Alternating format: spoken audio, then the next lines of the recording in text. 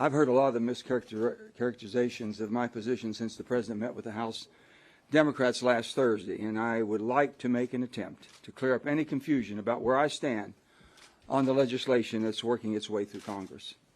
In all of my years of public service, and I've been around for a long time, I've never seen anything like this.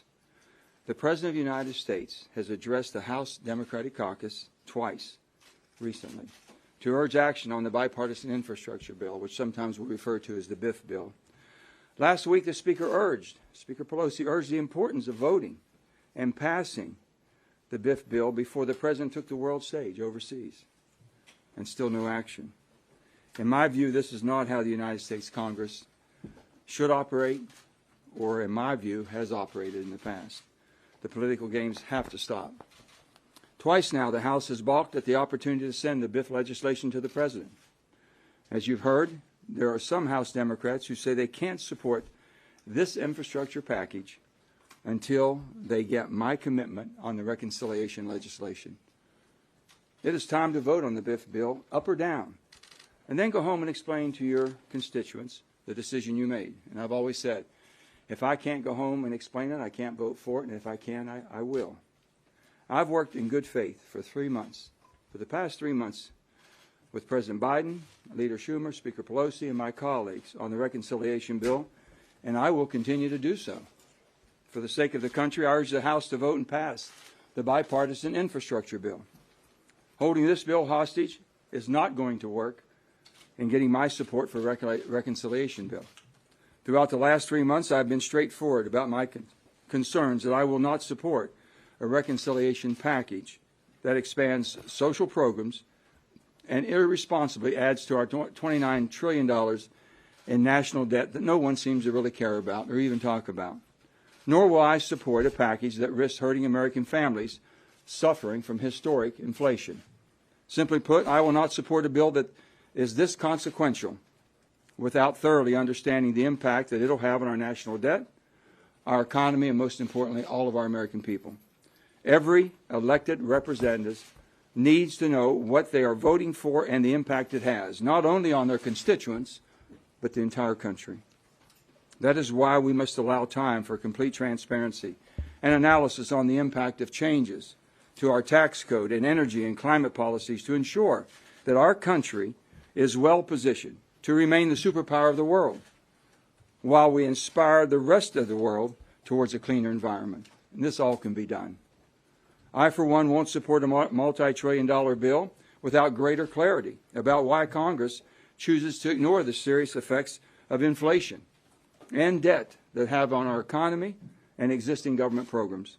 For example, how can I in good conscience vote for a bill that proposes massive expansion of social programs when vital programs like Social Security and Medicare face insolvency and benefits could start being reduced as soon as 2026 in Medicare and 2033 in Social Security?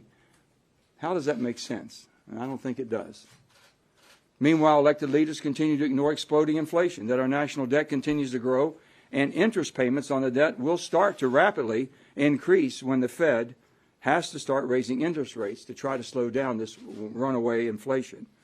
With the factors in mind, and all of these factors that we've spoken about, I've worked in good faith for months with all of my colleagues to find a middle ground on a fiscally, and I repeat that, a fiscally responsible piece of legislation that fixes the flaws of the 2017 Trump tax bill that I thought was weighted far, far too far for the high-end earners and the needs of the American families and children. However, as more of the real details outlined in the basic framework are released, what I see are shell games, budget gimmicks that make the real cost of the so-called $1.75 trillion bill estimated to be almost twice that amount if the full time is run out, if you extended it permanently, and that we haven't even spoken about. This is a recipe for economic crisis. None of us should ever misrepresent to the American people what the real cost of legislation is. While I've worked hard to find a path to compromise, it's obvious compromise is not good enough for a lot of my colleagues in Congress. It's all or nothing, and their position doesn't seem to change unless we agree to everything. Enough is enough. It's time our elected leaders in Washington, all of us, stop playing games with the needs of the American people and holding a critical infrastructure bill hostage. While there's opportunity in the reconciliation bill that we can all agree on, and we've been talking about this for months. Again, to be clear, I will not support the reconciliation legislation without knowing how the bill will impact our debt and our economy and our country. And we won't know that until we work through the text.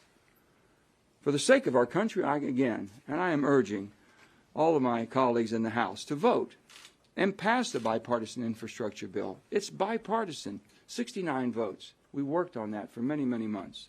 As I've said before, holding that bill hostage is not going to work to get my support of what you want.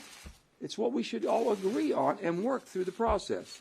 I'm open to supporting a final bill that helps move our country forward, but I'm equally open to voting against a bill that hurts our country. And I've been very clear about that also. And most importantly, hurts every American. Let's work together, and I mean that. Let's all work together on getting a sensible reconciliation package, a package that really strengthens our nation and makes us better and leads the world. Thank you all.